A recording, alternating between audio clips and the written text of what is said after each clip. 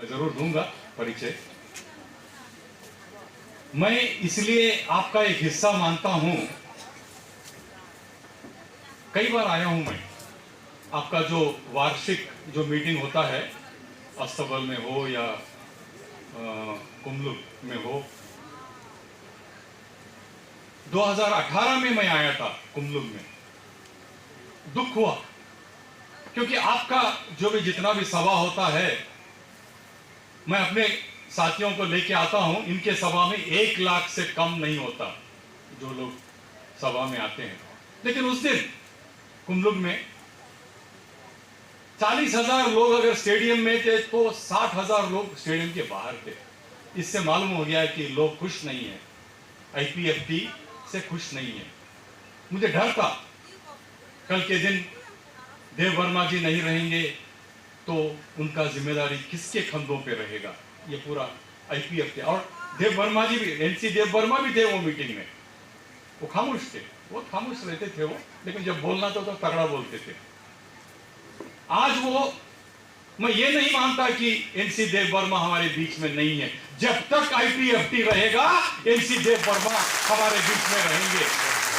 NC देव वर्मा के बगैर IPFT नहीं है। आईपीएफटी जब तक है एनसी देव वर्मा हमारे बीच में रहेंगे। आज भी है, आज भी इस सभा में है, रहेंगे और उनका जिम्मेदारी इनके कंधों पे रखेंगे, शुक्ला के। हमको डर था, वो तो चले गए, दूसरे लोग, ये तो दुनिया से निकल गए, दूसरे लोग पार्टी से निकल गए, अब इनका क्या होगा। लेकिन शुक्ला ने अपना जिम्मेदारी निभाया है और इनके कंधों पे अभी 5 साल है, ये करके दिखाएंगे। इससे पहले क्या किए थे उनको मालूम, लेकिन ये जरूर करके दिखाएगा। हम तो चाहते हैं, दिल्ली में रहते हैं, नेशनल फेडरेशन पर ये जो न्यू स्टेट से इससे पहले से हम लगे रहे कि सब जितने लोग त्रिपुरा लैंड का डिमांड लेके आगे बढ़ रहे हैं वो सब एक जगह रहे। ये तो हम चाहते ही हैं, त्रिपुरा मोता हो, आईपीएफटी हो, एक साथ रहे, लेकिन स्टेटहुड हासिल करें। लेकिन समस्या कहां आता है? समस्या आता है कि इस देश में स्टेट फॉर्मेशन का कोई पॉलिसी नहीं है। अंग्रेज के पास स्टेट फॉर्मेशन का पॉलिसी था। पहली बार 1857 में अंग्रेज ने तय किया कि इस देश में हम राज चलाएंगे, ईस्ट इंडिया कंपनी नहीं, राज कर दिया बाकी का पूरा। जैसे इससे पहले सोपंदा ने जो समझाया कि 550 राज्य थे, रजवाड़े थे, तो 2/3 India was not British India. हम हैदराबाद के हैं, अंग्रेज कौन है हम जानते ही नहीं है, हम सिर्फ निजाम को जानते हैं। और भारत स्वतंत्र कब हुआ? 15 अगस्त 1947। हमको कब आजादी मिला हैदराबाद वालों को? 17 सितंबर 1948, 1 साल बाद, 1.5 साल बाद। तो फिर दोबारा उन्होंने 1935 में गवर्नमेंट ऑफ इंडिया एक्ट 1935 आने के बाद फिर से उन्होंने ऑर्गेनाइज किया। फिर क्राइटेरिया था, पहले 2-fold क्राइटेरिया था, अब 3-fold क्राइटेरिया। जब 1910 में कर्जन ने तय किया कि हम ईस्ट और वेस्ट बंगाल को विभाजन करेंगे, कांग्रेस पार्टी ने तय किया कि जब भारत स्वतंत्र होगा तो इस तरह जो ब्रिटिश क्राइटेरिया लगा के चलता है, जो बंगाली बोलने वालों को हम 2 स्टेट में बंटने नहीं देंगे। भारत को हम लिंग्विस्टिक बेसिस पे ऑर्गेनाइज करेंगे। अगर ब्रिटिश का क्राइटेरिया देखा जाए, मिलिट्री पर्पस हो या और कोई पॉलिटिकल पर्पस हो, एडमिनिस्ट्रेटिव पर्पस हो, लैंग्वेज उसमें नहीं था। तो 3 मेंबर का कमिटी बना। कब? 1929 में। उसमें कौन थे? मोतीलाल नेहरू, चित्तरंजन दास, सुभाष चंद्र बोस। तीनों मिलकर यह तय किया 1929 में कि भारत जब आजाद होगा, जब स्टेट रिऑर्गेनाइजेशन होगा तो भाषा आधार पर होगा, भाषा के आधार पर होगा। लैंग्वेज को उन्होंने क्राइटेरिया बनाया है। मैं आज सवाल नहीं कर रहा हूं कि उनका जो विजडम है, लेकिन मैं पूछता हूं अपने आप को, क्या ईस्ट वेस्ट बंगाल अलग नहीं हुआ क्या? इतने बड़े लोग चाहे थे। कर्जन खुद डर गया। 1900 में कर्जन ने कहा मैं बंगाल का विभाजन करूंगा। 1910 में वापस लिया। तो क्या 1971 में क्या हो गया? ईस्ट वेस्ट बंगाल अलग नहीं हुआ, या पाकिस्तान से वो अलग नहीं हुए, अपने को वेस्ट बंगाल नहीं हुआ क्या? ईस्ट और वेस्ट अलग हुआ नहीं हुआ? अगर जबरदस्ती किसी को जोड़ेंगे, जैसे सोवियत यूनियन को जोड़ा था जबरदस्ती, क्या हुआ? आज कहां है? तुर्किस्तान, कजाकिस्तान, ये स्थान, वो स्थान, रशिया, यूनाइटेड यूनियन, यूएसएसआर कहां गया? तो जबरदस्ती किसी को जोड़ के मत रखो। तो जब कभी स्टेट फॉर्मेशन करते हो, जो इससे पहले अपने नीरज वकील जो नागपुर के हैं, उन्होंने समझाया 70 साल हो गए, आर्टिकल 1, 2 और 3 पे अटक गए हम लोग। आगे कब जाओगे? फंडामेंटल राइट्स हो या और डायरेक्टिव प्रिंसिपल्स हो, वो सब कब हासिल करोगे? इंडिया भारत है या इंडिया नहीं है, इस पे चर्चा। अरे ये नाम हो, वो नाम हो, गुलाब गुलाब गुलाब को और किसी से नाम से कहो, खुशबू वही रहेगा। और कुछ नाम लगाओ ना गुलाब को, क्या आपका महक बदलेगा? उसका खुशबू बदलेगा? अरे भारत एक है, तो यहां के जो 51 शक्तिपीठ है, इनके वजह से एक है। उनमें से एक शक्तिपीठ आपके पास है। क्या भारत आपका जो त्रिपुरा सुंदरी शक्तिपीठ है, इसके बगैर भारत का स्पिरिचुअल मैप, आध्यात्मिक जो नक्शा है, वो क्या कभी पूरा हो सकता है? इसी तरह अगर कोई शैवाइट है, उनके 13 जो ज्योतिर्लिंग है, उसके बगैर भारत नहीं बन सकता। उसी तरह अगर कोई वैष्णव है, तो 108 दिव्य देश है, उनके हिसाब से 108 दिव्य देश है वैष्णव के लिए, उसके बगैर भारत नहीं बनता। ये कोई लीडर नहीं बनाया भारत को, ये सिद्धपीठ, ये शक्तिपीठ, ये ज्योतिर्लिंग और ये दिव्य जो देश है, ये भारत को बनाया है। इसको कोई तोड़ नहीं सकता। प्रधानमंत्री अक्सर बोलते रहते हैं भारतवर्ष के बारे में, विष्णु पुराण को कोट करते हैं। अरे वो कोई कंसेप्ट है, इंडिया अभी नहीं बना, इंडिया बन रहा है, उसमें आपको और हमको दोनों को शामिल होना है। तेलंगाना बनने के बाद घर में नहीं बैठना है, त्रिपुरा लैंड के साथ रहना है, गारो लैंड के साथ रहना है, बोडो लैंड के साथ रहना है। हम चाहते हैं कि देश मजबूत हो। देश कब मजबूत होगा? कब मजबूत होगा? वो स्लोगन को समझे, जब समझेंगे one nation many states. Ambedkar 1947 में जब सेंटर को मजबूत बना रहे थे, वो खामोश बैठे कॉन्स्टिट्यूंट असेंबली में, लेकिन 1957 में जब स्टेट रिऑर्गेनाइजेशन कमीशन बना, भाषा आधार पर स्टेट्स बने, अंबेडकर ने क्या कहा? No, one language many states. Telangana जो बोली बोलता है, आंध्रा भी वही बोलता है, लेकिन एक भाषा के लिए 2 राज्य है। One nation many states, one language many states, ये कंसेप्ट है। हालांकि हमने एनएफएनएस से नारा दिया था, इससे पहले किसी ने जिक्र किया कि ये जो है Indian National Front for Small States, George Fernandes ने बनाया। सही बात, किस लिए बनाया?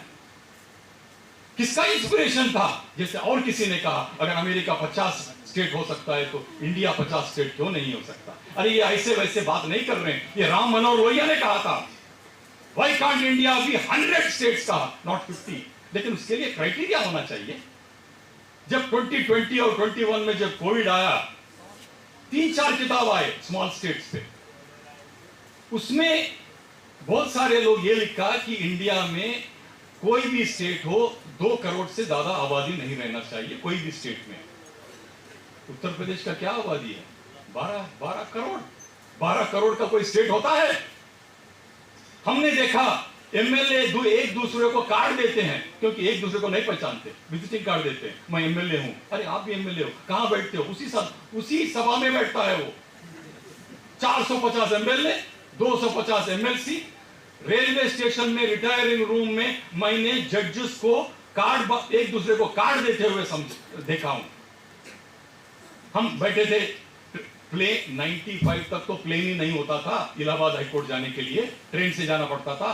ट्रेन वहीं हम वेटिंग रूम में बैठे थे, वहां चीफ जस्टिस साहब दूसरे से पूछ रहे थे आपका परिचय, उन्हीं के कोर्ट में जज है वो, लेकिन बैठता लखनऊ में, क्योंकि लखनऊ में 40 जज इलाहाबाद में बैठते तो 30 जज लखनऊ में बैठते, एक दूसरे को पहचानते ही नहीं।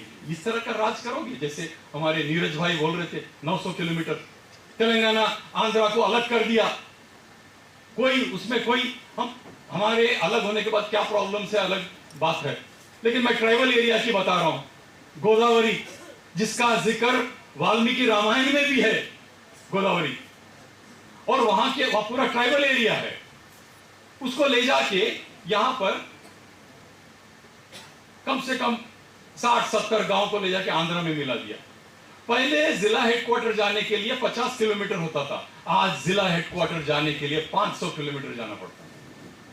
ट्राइबल 500 किलोमीटर जाएगा, 50 किलोमीटर मुश्किल से जाता है, बस पकड़ के, ये पकड़ के, ऑटो पकड़ के, ये पकड़ के 500 किलोमीटर कैसे जाएगा? अगर वहां बाढ़ आ जाए किसको बोलेगा? तो इस तरह के कई समस्या हैं। लेकिन मैं कह रहा हूं, बहुत सारे वक्ता हमसे पहले बोले हैं, बहुत कवर किया उन्होंने, लेकिन as a Supreme Court lawyer, as a responsible lawyer, मैं बोल रहा हूं कि हम सब मिलके ये डिमांड करना चाहिए, स्टेट फॉर्मेशन का गवर्नमेंट का एक पॉलिसी होना चाहिए, एक परमानेंट, जैसे आपने स्टेट रीऑर्गेनाइजेशन कमीशन बिठा के पूरा विभाजन किया स्टेट का, देश का, उसी तरह एक परमानेंट कमीशन रहने दो। जब जिला बढ़ते हैं तो स्टेट्स क्यों नहीं बढ़ना? तो क्या देश से अलग होना चाहते हैं क्या वो लोग? देश में रहना चाहते हैं, लेकिन जैसे आपने कहा उनका अस्तित्व है, एक आइडेंटिटी है, वो आइडेंटिटी कायम कैसे होगा? अगर त्रिपुरा लैंड नहीं बनता, ये मान के चलो, it's a matter of time before the tribes of Tripura land will have no identity, क्योंकि आपका जमीन नहीं है।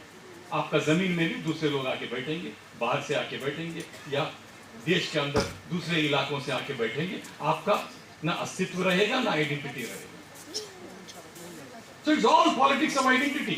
लेकिन इसके लिए क्राइटेरिया होना चाहिए। अगर गारोलैंड बनना है तो क्राइटेरिया क्या? अगर बोडोलैंड बनना है तो क्या क्राइटेरिया? त्रिपुरा लैंड बनना है तो क्या क्राइटेरिया? क्राइटेरिया ही नहीं है। आपने 2002 में, जैसे नीरज ने कहा, जब कभी कोलिशन गवर्नमेंट है वो बात सुनता है, नई स्टेट का डिमांड का बात सुनता है, इससे मैं सहमत नहीं हूं, क्योंकि 1999 में बीजेपी ने अपने नेशनल एग्जीक्यूटिव में रेजोल्यूशन पास किया कि हम तेलंगाना बनाएंगे।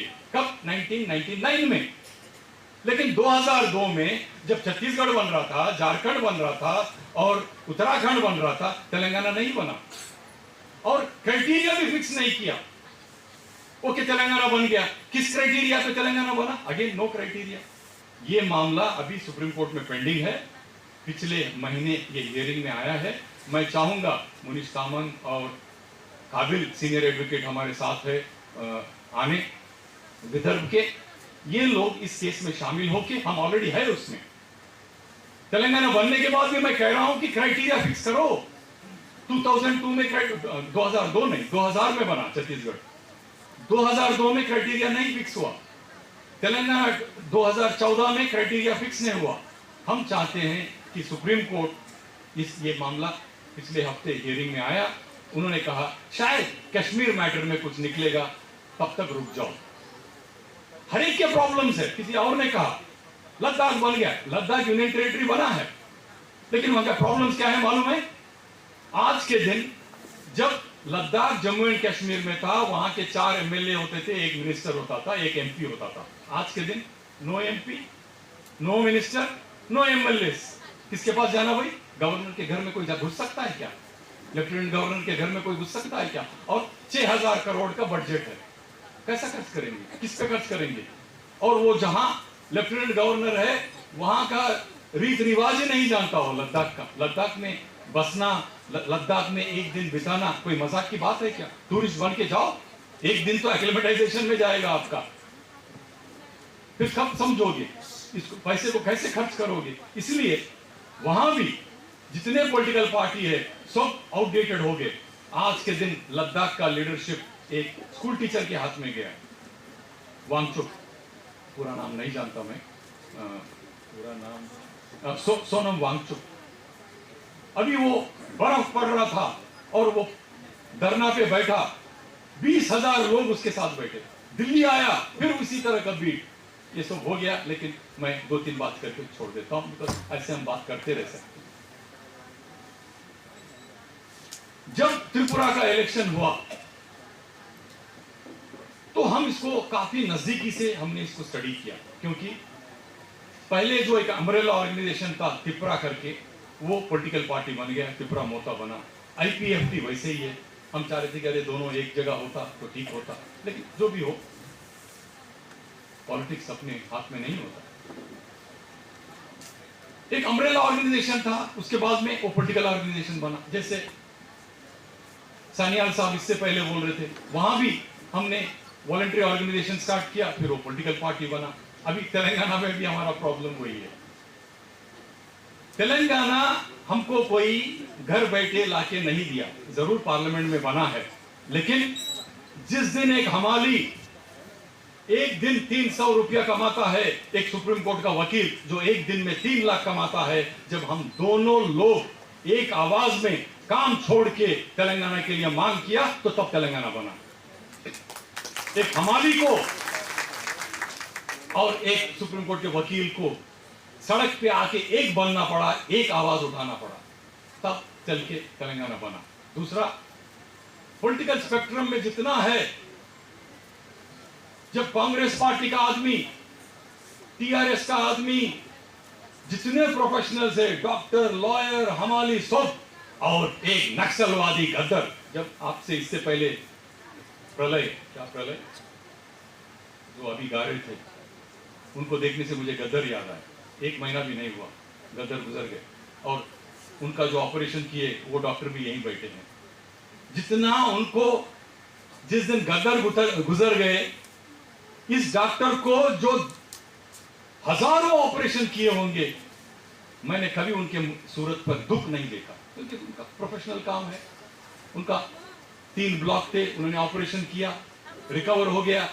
वो नर्सेस को पकड़ के हॉस्पिटल में, दूसरे पेशेंट्स को पकड़ के, डॉक्टरों को पकड़ के फिर गाना लिखना शुरू कर दिया था। एक दिन ये काम किया, दूसरा दिन उनका लंग इन्फेक्शन हो गया, वो गुजर गए।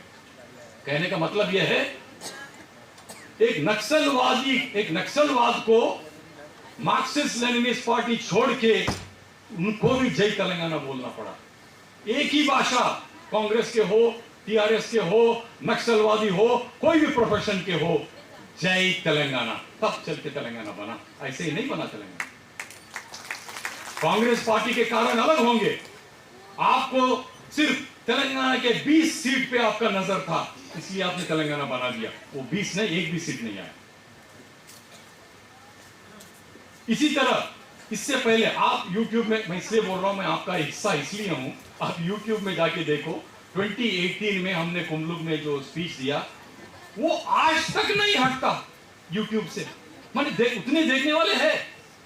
मुझे कभी कभी सुन के मुझे शर्म आता है, क्योंकि मैंने नरेंद्र मोदी को आसमान पे उठाया था उस स्पीच में। कभी कभी मुझे शर्म आता है, जितना उनसे हमने उम्मीद किया, उन्होंने वो उम्मीदें पूरा नहीं किया। जिस दिन मैं बात कर रहा था, कब था वो? 23 अगस्त 2018। पब्लिक का, तेलंगाना में पब्लिक का मूड मुझे मालूम था। तेलंगाना में 11 सीट है पार्लियामेंट के। असेंबली का इलेक्शन दिसंबर में हुआ, पार्लियामेंट का इलेक्शन हुआ अप्रैल 2019 में। असेंबली में 1 सीट आया, पार्लियामेंट में 6 सीट आए। तो हम समझे ये आदमी जो है तगड़ा आदमी है, और ये देश के जितने भी मसले हैं वो पूरा जो है हल करेगा। लेकिन देश के मसले छोड़ के G20 के पीछे पड़ गए। मणिपुर जल रहा है, लेकिन कोई फिक्र नहीं है। अभी पिछले हफ्ते मैं गोवा में था, मैं बोल रहा हूं, हर एक गांव में गोवा का गांव क्या होता है इस देश जानता ही नहीं है।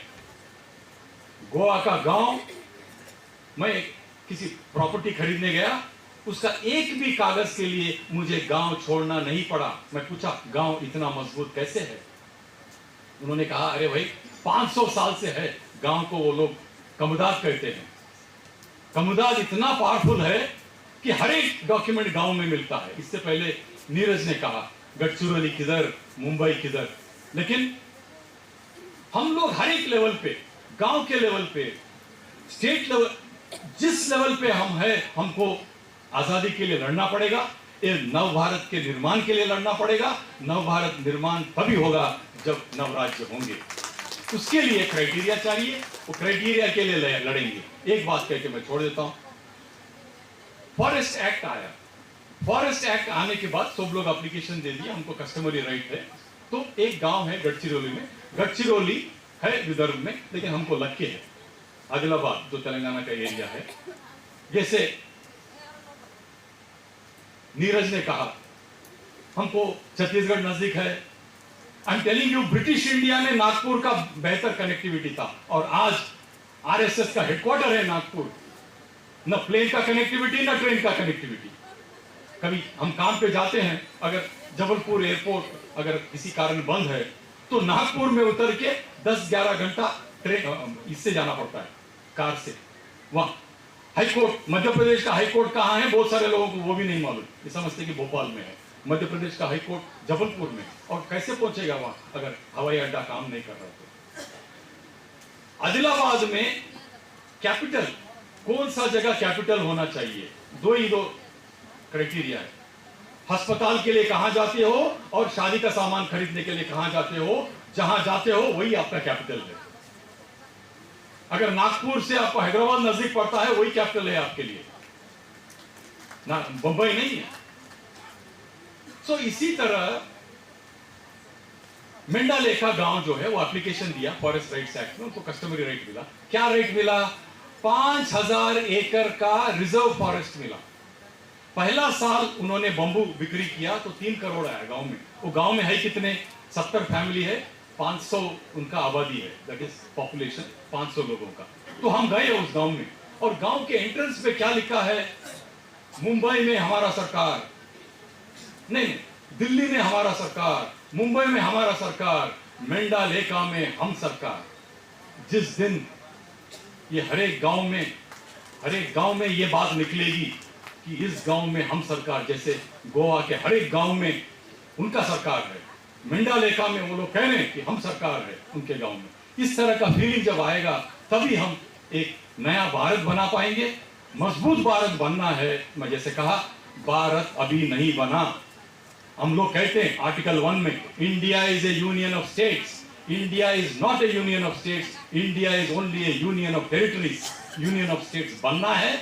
अगर यूनियन ऑफ स्टेट्स बनना है तो सेंटर को और स्टेट को दोनों को जिम्मेदारी बांटना है। You can't do fascism from Delhi. Delhi का राज नहीं चलेगा। यहां का जो सत्ता है दो सेंटर्स पर टिकेगा, 2 पिलर पर टिकेगा। वो 2 पिलर है सेंटर और स्टेट। हमारे दोनों के बीच में कॉन्स्टिट्यूशन में सब्जेक्ट्स बटे हुए हैं। यूनियन लिस्ट आपका है, स्टेट लिस्ट हमारा है, और कंकरेंट लिस्ट दोनों का है। जब तक इंडिया फेडरल नहीं बनेगा। एक और बात कह के मैं छोड़ देता हूं, मैं सुप्रीम कोर्ट में वकालत करता हूं। 1935 में गवर्नमेंट ऑफ इंडिया एक्ट है। मैं पूछता हूं, सुप्रीम कोर्ट का नाम 1950 से पहले क्या था? 1950 से पहले 1935 के बाद सुप्रीम कोर्ट का नाम था फेडरल कोर्ट ऑफ इंडिया। ये शब्द फेडरल पे नफरत क्यों है? फेडरल कोर्ट ऑफ इंडिया को सुप्रीम कोर्ट क्यों नहीं बनाया? क्योंकि you did not want to share power with the states. पूरा पावर 550 रजवाड़ों को हमने एक जगह लाया है, ये टूट जाएंगे। इस बहाने पे आपने फेडरल शब्द कॉन्स्टिट्यूशन में इस्तेमाल ही नहीं किया। India should have been not only sovereign democratic republic, India should have been sovereign democratic federal republic. उसमें और 2 आपने जोड़ ही दिया है, सोशलिस्ट और सेकुलर। क्या सोशलिस्ट है क्या सेकुलर है हम जानते ही नहीं है। माइंड में यही रहता है sovereign democratic republic, but it should have been sovereign democratic federal republic. जब इंडिया सही फेडरल बनेगा तब ये देश बनेगा और दुनिया के मजबूती देशों में से एक रहेगा। जय हिंद, जय शिवप्रलैंड।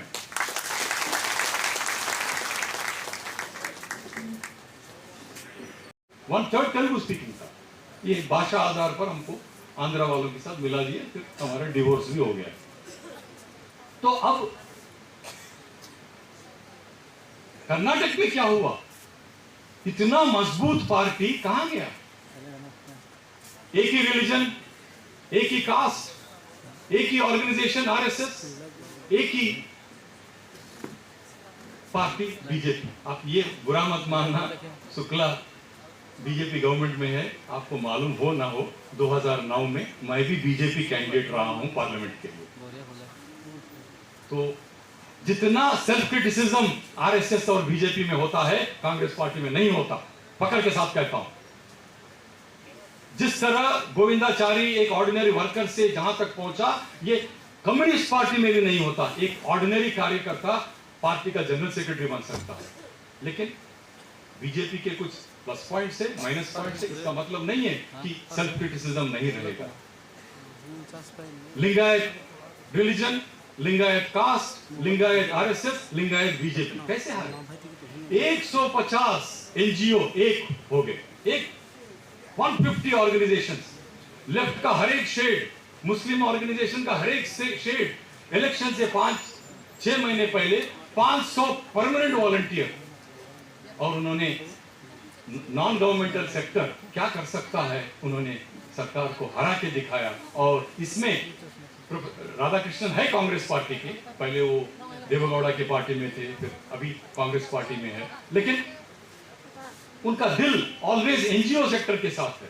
उन्होंने भी इलेक्शन लड़ा 2009 में देवेगौड़ा के पार्टी की तरफ से। लेकिन कहने का मतलब यह है कि जितने, जैसे मैंने लद्दाख का उदाहरण दिया, political parties, you mean to say Delhi में कांग्रेस के पास, बीजेपी के पास पैसा नहीं है क्या? सिर्फ केजरीवाल के पास पैसा है क्या कि वो अधिकार में आया, पावर में आया? वांगचुक क्या पॉलिटिकल पार्टी है क्या? या दार्जिलिंग का ले लो, कल का स्टेटमेंट निकाल के देख लो अपना एडवर्ड्स का, अजय एडवर्ड्स का स्टेटमेंट।